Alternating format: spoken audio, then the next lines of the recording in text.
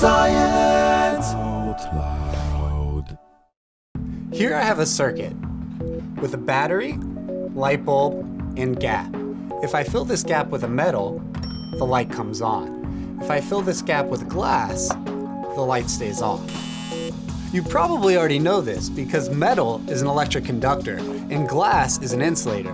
But what happens when I fill this gap with a silicon wafer? The light stays off, so you might think the silicon's an insulator. But what if I heat it up? Thank you.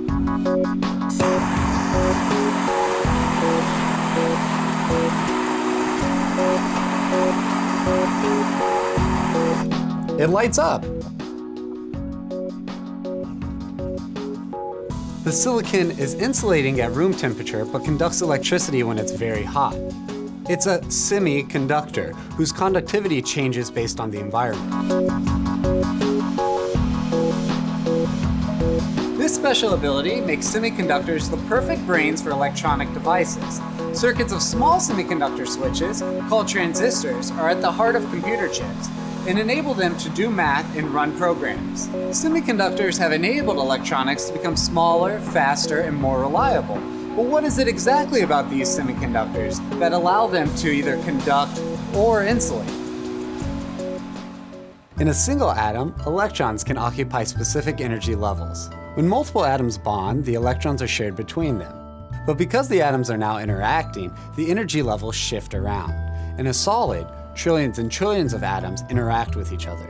Their individual energy levels smear into energy bands. For a material to conduct, the electrons must be able to jump from lower energy states to higher ones.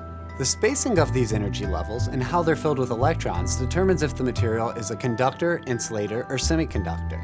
If there's a huge gap between the lower energy levels and the higher ones, it's hard for electrons to jump to the higher ones, so current can't flow, and it's an insulator like this glass. Metals have no gap at all. Electrons can move to the higher energy levels with no problem. Current can flow. Semiconductors fall somewhere in the middle. They have a medium-sized band gap. So technically, I can make this glass conduct electricity if I added enough energy through heat to push the electrons into a higher band.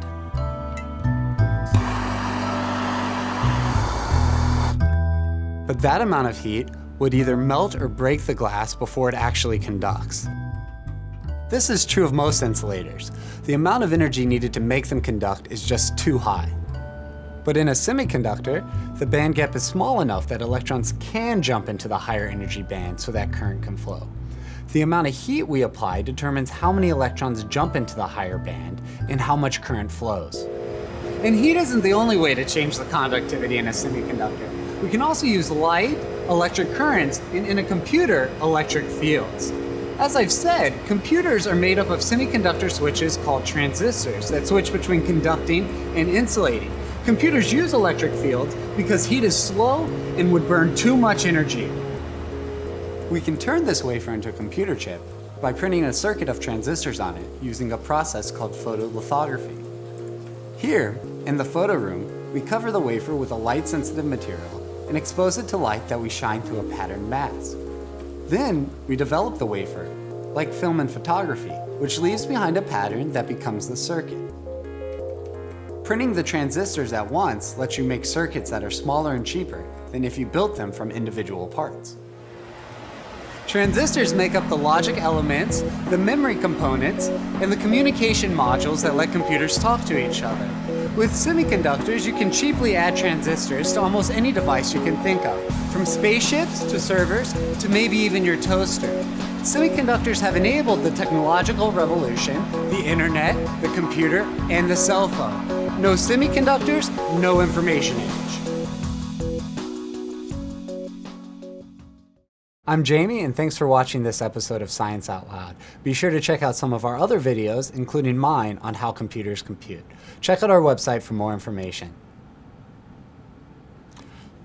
The end. I'm just like...